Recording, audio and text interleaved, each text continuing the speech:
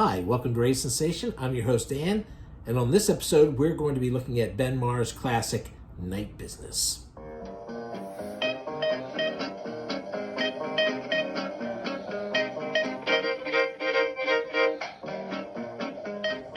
Benjamin Marra's Night Business. As you might be able to tell from this cover, like the Night Business logo, very Miami Vice looking. This is a love song to 80s sleazy action films. You know, drugs, strippers,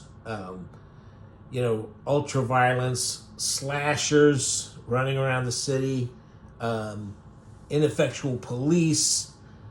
It just hits all those marks for this, and this is a long book. You know, he really does go after every action cliche you can think of, and it's a great companion piece to this comic, Terror Assaulter, One Man War on Terror, which is again, it's like a love letter to these outrageous action movies where there's a secret agent or a government agent who's just unstoppable and will do anything for the good of the country, no matter how depraved it is. And he's super macho. I have a video on this. Like I said, I love this book. I really wish they'd get it back into print. As a matter of fact, why is this in paperback and Night Business got a nice hardcover? Let's get this Fantagraphics. Let's get this back into print in a nice hardcover, okay? And as a matter of fact, all Ben's stuff should be in print all the time. Be that as it may, like I said, this is the 80s. He covers everything. You know, it's a sleazy city where roving bands of bad boys, just guys out looking to rape women, they're going around. They especially seem to have their eye on exotic dancers and prostitutes to be cruel to. And our main hero here, Johnny, is he and his friend Steve manage dancers, exotic dancers. But he also just happens to be a killing machine when it's called for. This person here is Chase. She is one of his exotic dancers who's had her face cut up by this mad slasher. And so she has this helmet on to hide her identity, but also to cover up the fact that she's got all these scars on her face. But you see how little she's wearing. So, it's just wild. Here's Ben's art. Let me give you a little glimpse. Here he is meeting up. He sees a exotic dancer he's really impressed with at a club, so he takes out this huge wad of money and throws it to her on stage. And it kind of makes her mad because she goes, "I'm not a piece of meat, jerk." He wants to be her manager. She turns him down. But then this sleazy John, who thinks he should get his way with anybody he pleases, has this henchman they basically try and kidnap this woman so they can go and do terrible things to her, I'm sure. And Johnny steps in and beats the crap out of him. Here it is. This is the scene where the slasher has gotten to Chase and left her for dead. But he goes, "Chase, don't die. Please don't die." I mean, that's how much more heartfelt can you get than that? That is good stuff. And here we go. Here's Chase. She gets a ride home from the hospital. She sneaks out of the hospital. She doesn't have any money or anything on her, so she hitches a ride with somebody. The guy pushes his way into the apartment. He thinks he deserves to have sex with her since he went to all the trouble of giving her a lift home. So she smashes her bathroom mirror, takes out one of his eyes, and stabs him to death. And that's when she realizes, she's got his motorcycles.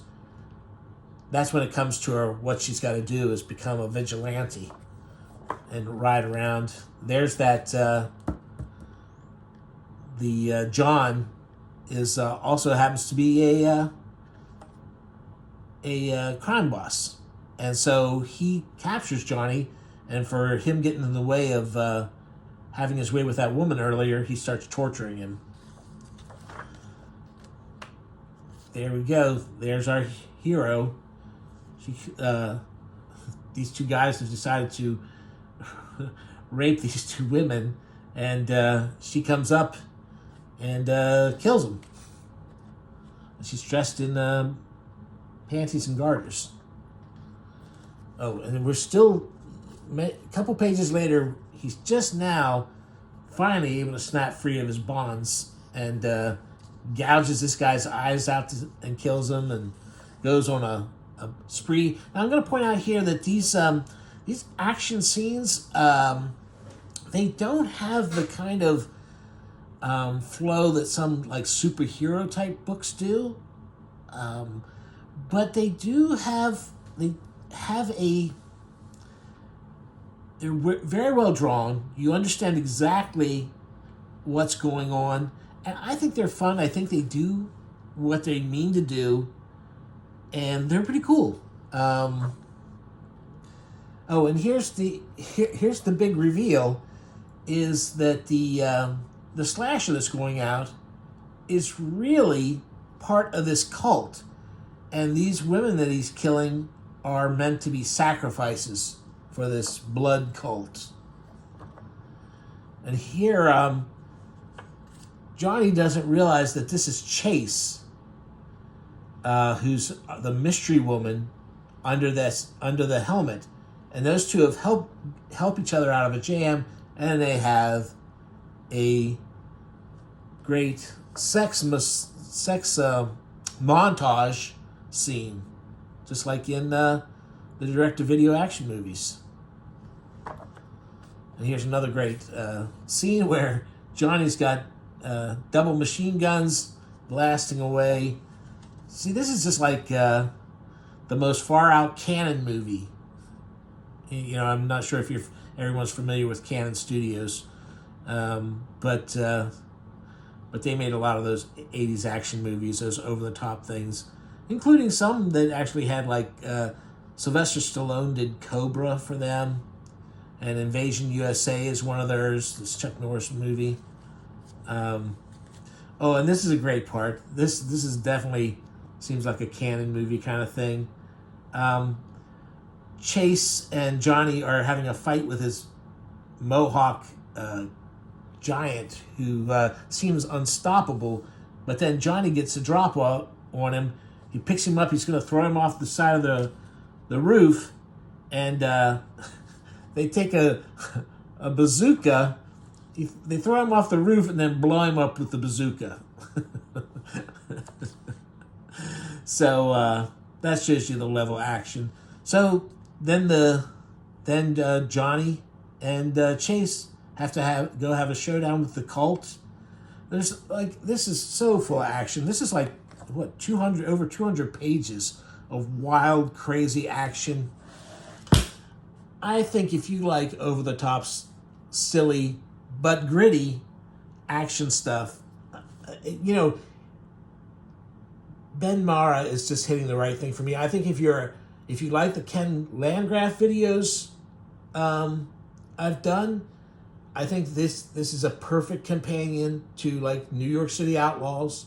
It's made from the same cloth. This is just good stuff. Anyway, that's all for now.